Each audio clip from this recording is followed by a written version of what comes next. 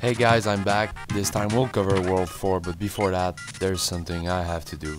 You're starting to get the pattern. I need my high jump.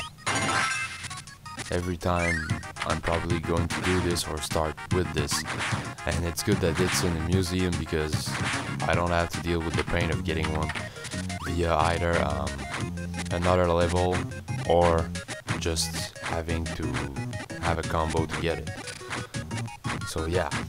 Level 4, the Grave Garden, introduces a lot of sky levels which obviously can get you killed a lot easier than usual because there's always a hole to fall in, so it's kinda annoying for that, but yet again it's the first real level which provides a challenge for the player, so I guess it's okay, huh? It also introduces UFOs if you haven't caught the one you can catch in World 2. And I hate UFOs because in this levels, well, in this one, they just dash at you out of nowhere, and it gets really annoying, especially when you have a UFO power and you just can't see the other one come.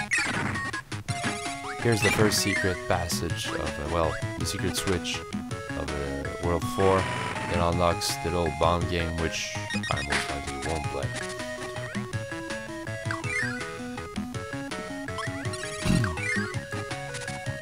Now, tornadoes, swords, other tornadoes. The little fellow you're seeing going left and right on the right side is Dream, which is by far the crappiest power in the game.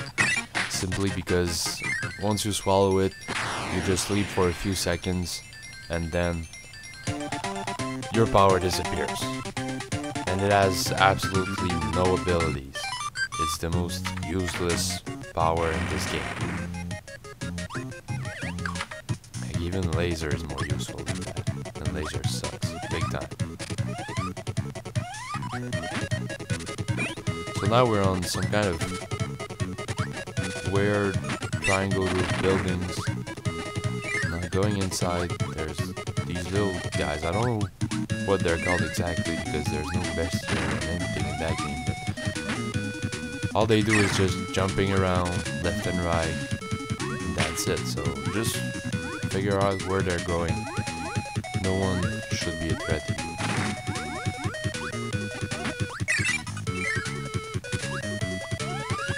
Now that's an easy end to my little squid or whatever.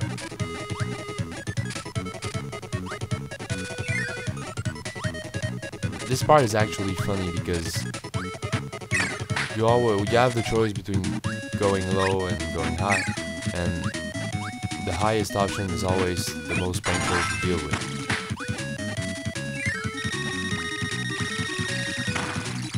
And this is one of the bosses that annoy me. Simply because it's a 2-on-1 all along. And they can step on you nearly as much as they want. If you have a power which can just take care of them, you're good. Burning would have done the trick too, although the boss would have been longer. And now I'm getting an extra life.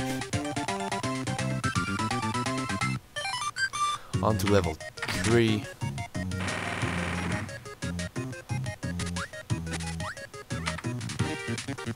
Level 3 starts with a cannon.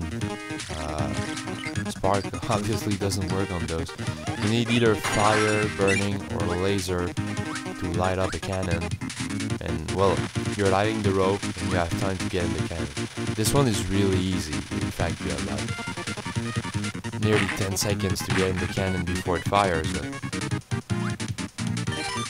But it really isn't a problem. When you get to world, I think it's world 6, these cannons are painful because the rope is extremely short and the distance you have to come across to get in that cannon along with the enemies near is really annoying.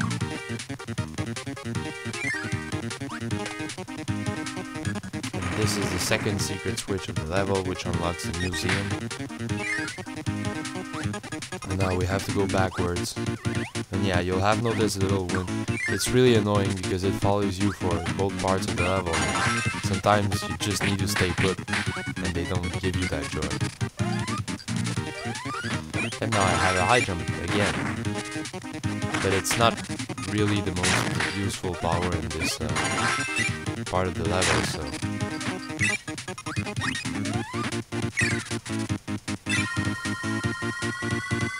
There's a warp star. It's taking us to some clouds. Lasers. Useful, well, useless lasers. And I'm getting an extra life again. I'm on a roll.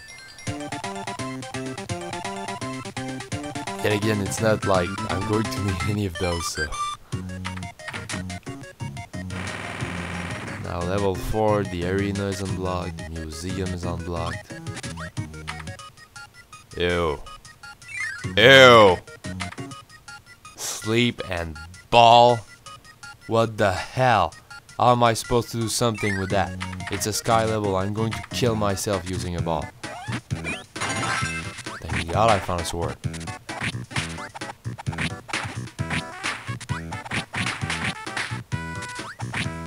Now we're just going through some ugly forest with those weird jumping things. Oh, this part is annoying. This is clearly one of the parts in this game that can be annoying because of the little birds that are coming at you and you just want to eat one of those and spit them out, but you end up dying. So this one is a kind of a timed race and I lost for some reason. If you can get down in time, you get an extra life and you just take a different orbit. It's not really necessary, so... Screw the wheel, here comes the spark. This boss is the one which has the backdrop power. And normally if you don't use spark and you use some crap like Ray, it's going to take you some time and the boss actually is going to get time to attack. But otherwise, the boss is no biggie as a whole. Just stay as far from him as you can, while attacking of course, and it's not going to to grab you and throw you.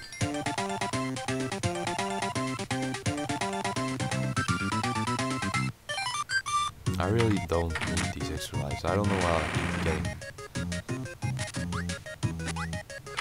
Now level 5. Oh, a hyper candy. Let's go and have fun.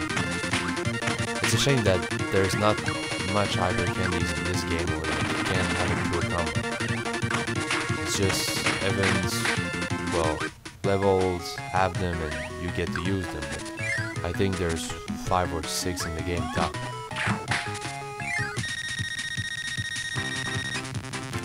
Now one of these bosses with Bro should be interesting because it's going to make them way less annoying than usual.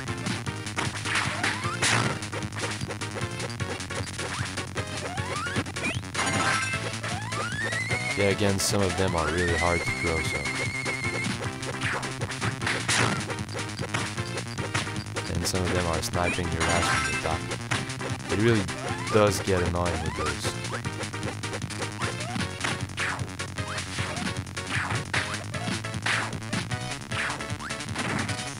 But I managed to pull through. The throw power, unlike backdrop, is really amazing because it's long range, so as long as you have an enemy, you can aim in all the 8 directions and you're eventually going to get to someone. Now this part of the level, usually I want a burning because you can explore all around, and when you use burning, those little spike things can't harm you while you're burning.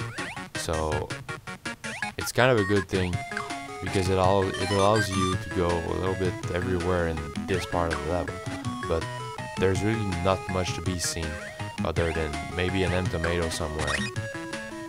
And you saw I already got the extra life, so it's not as useful as it could look. And I just broke my extra life streak, which I don't really care about because I'm not going to use these extra lives. Now 6th level, yay, the building. It starts off with something like we've seen before, except with more water. And these fishies that can actually do something useful in the water. I find it like retarded how nearly every video game character sucks once it's in the water. Like in the Banjo series, it took until the second game, Banjo-Tooie, for the characters to actually have something useful in the water. Otherwise, they're just a target while they're in there, and there's always monsters who can do something. Same goes for Mario. Unless he has a flower or something, he's just a sitting duck in the water. And now, oh surprise, another switch. Usually you use the light power, which you'll find later in this one, to find that switch. But otherwise, for those who know the game like me, this one is the one they remember. There you go.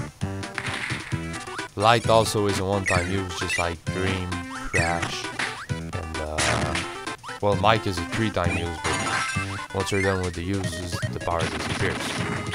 And now with Cutter is one of the good powers, but the only bad point with it is its range. And now I lost the only chance I had to show you this part. Well, you just use a stone, break the levers, not in the order, so you break the first one, the third one, and then the second one, and you'll get an extra life. Now I got an extra life again, and it's a shame, I'm not going to use it. And now on to the boss, which is by far one of my favorite bosses in the game, along with King DDD, because it gives you an eye jump. And that's enough to put it on my favorite list. The first part is annoying though, because it's chasing you and you have to go up and up and up and up and up again, and then it goes up, and then the real fight begins. So if you're not used to it, there's a probability that you're going to get killed in the early part, which is kind of bad because you're not even close.